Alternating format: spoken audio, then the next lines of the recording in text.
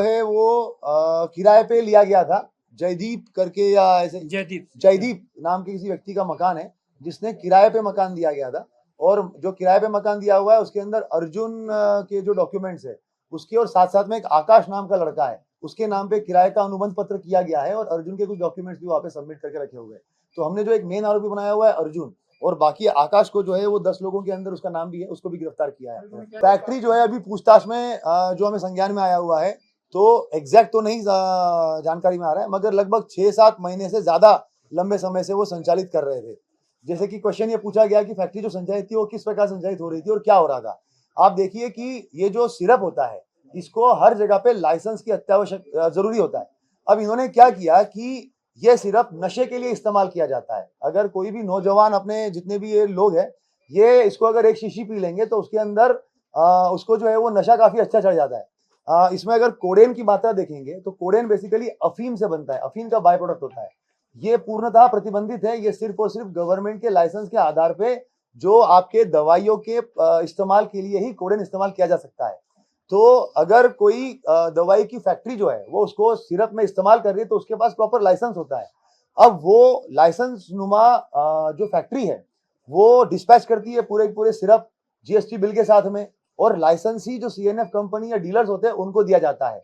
मगर CNF dealer, उसके बाद में फिर जो बेचने वाले जो फ्रेंचाइजीज इनके पास होती है वो, फिर उसके बाद में फिर जो शॉप वाले हैं वो, और उसके बाद में फिर उपयोगकर्ता के पास में वो आता है। शॉप वाले तक इसमें लाइसेंस और जीएसटी बिल की आवश्यकता है। इसमें हुआ ये है कि जो कंसाइनमेंट जारी हुआ है फैक्ट्री से, उसको बीच में कहीं ना कहीं जो है वो खुर्द-बुर्द किया गया।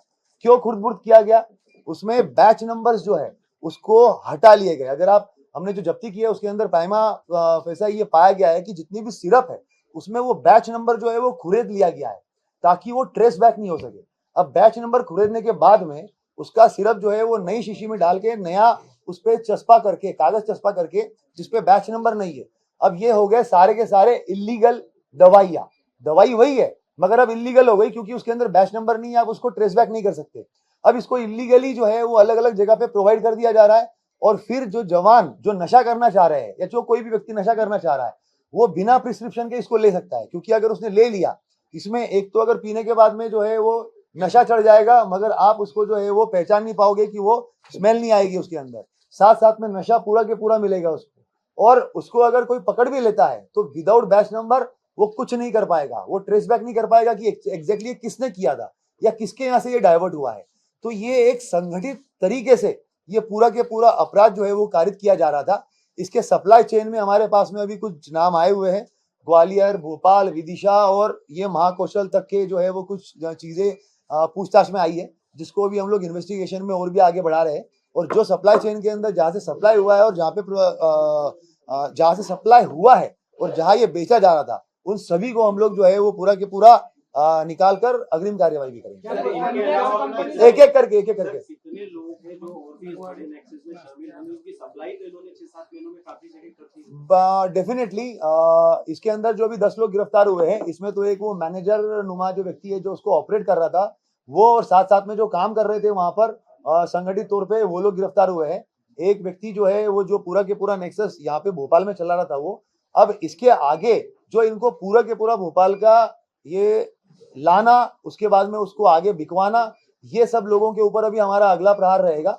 और इनके ऊपर भी जहां से भी, मैंने जैसे पहले कहा कि फैक्ट्री से जो कंसाइनमेंट निकलता है वो तो लीगल है, मगर जहां पे ये विदाउट जीएसटी चला गया और डाइवर्ट हो गया और उसके बाद में ये खरोचने शुरू हो गया, वहां पे ये टोटल इलीगल हो जाता है।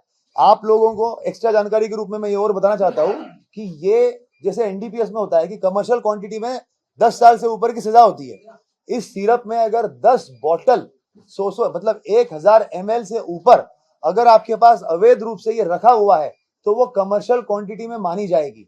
हमारे पास में मतलब 100 ml की 10 बॉटल अगर है तो वो कमर्शियल क्वांटिटी में आपका एनडीपीएस का सामान आपने रखा हुआ है जिसमें 10 साल से ऊपर की सजा होगी। ये जो हमने जब्ती करी है ये 50,000 शीशियां जब्त की हुई है, 50,000 शीशियां जब्त की हुई है जो अवैध तरीके से बिना लाइसेंस के रखी हुई थी, जो बहुत बड़ी मात्रा है। मतलब कमर्शियल क्वांटिटी के मतलब मल्टीपल टाइम्स जो है वो एक जगह पे रखी हुई थी, जिसमें अवैध तरीके से ये खरोच के और उसके ऊपर जो है वो इलीगल तरीके से उसको आगे बेच रहे थे। एक क्वेश्चन। एक्सपायरी भी इन्होंने हटाई थी क्या सर? क्योंकि एक्सपायरी यदि हटा देंगे तो फिर उसमें भी कहीं ना कहीं बिल्कुल, इसके अंदर इन्होंने बैच नंबर, प्राइस और एक्सपायरी, ये तीनों चीजें जो है वो हमने मैक्सिमम जगह पे देखा कि मैक्सिमम जगह पे हटाई हुई है। और उसके बाद में ये दूसरे बॉटल में भर के उसके ऊपर जो है वो दूसरे स्टिकर्स लगा दिए गए जिसके अंदर ये बैच नंबर और बाकी कोई चीजें है ही नहीं, ताकि कोई उसको ट्रेस बैक नहीं कर पाए। सर एक बड़ी दुर्घटना छिंदवाड़ा में भी हुई थी, काफी जब कई बच्चों की मौत हो गई थी सर। इस तरीके से यदि नेक्सस चल रहा है तो कहीं ना कहीं यदि एक्सपायरी दवाइयां पहुंचती और यदि धोखे से कुछ लोगों की मौत भी हो सकती थी, समय रहते पकड़ लिए। देखिए, ये बेसिकली टाइमली इसके ऊपर जो है वो हम लोगों ने कार्यवाही भी की है। और अगर आप देखेंगे तो अब तक का मतलब आज फिलहाल में ये सबसे बड़ा सीजर भी किया हुआ है।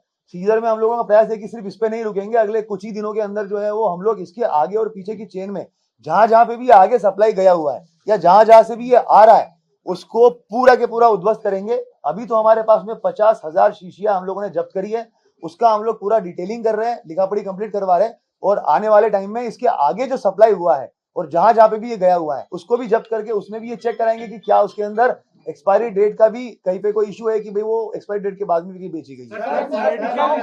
कंपनी जो है उससे क्या वहाँ पे पूछताछ की जाएगी कि जब ये बेचते हैं तो कहाँ कोई तो कौन सी कंपनी बता रहे हैं आप? जो एक सेकंड। मूल कंपनी ऑनरेक्स जिसका ये सिरप है, हाँ। उस कंपनी से अगर पूछताछ की जाएगी कि आखिर कैसे बेचते हैं और किस माध्यम से। बिल्कुल, ये इन्वेस्टिगेशन का पार्ट है। ऑनरेक्स ये मतलब सिरप का नाम है, बनाने वाली कंपनी जो है वो अलग है। कंपनी को जरूर लेटर भी जारी किया जाएगा, जैसे कि मैंने पहले भी बताया इसको कि कंपनी के आगे फिर सीएनएफ के आगे जो है वो डीलर्स, इस तरीके से उनका चेन होता है। ये जरूरी नहीं है कि वो सारे कंपनी मिली हो। अगर मैंने पहले जिस तरीके से कहा कि ये पूरी चेन है, सप्लाई चेन है। सप्लाई चेन में जब तक आप जीएसटी और लाइसेंस आपके पास में है तब तक तो सारी चीजें सही है। अगर वो कहीं पे डाइवर्ट हो गई है, कहीं पे आपके पास बिना लाइसेंस के आप कहीं पे भेज रहे हैं उसको, इसका मतलब है कि वो आपके एनडीपीएस के मामले में जो है वो आप बुक होने लायक हो गए हो, क्योंकि वो अलाउड बिल्कुल भी नहीं है।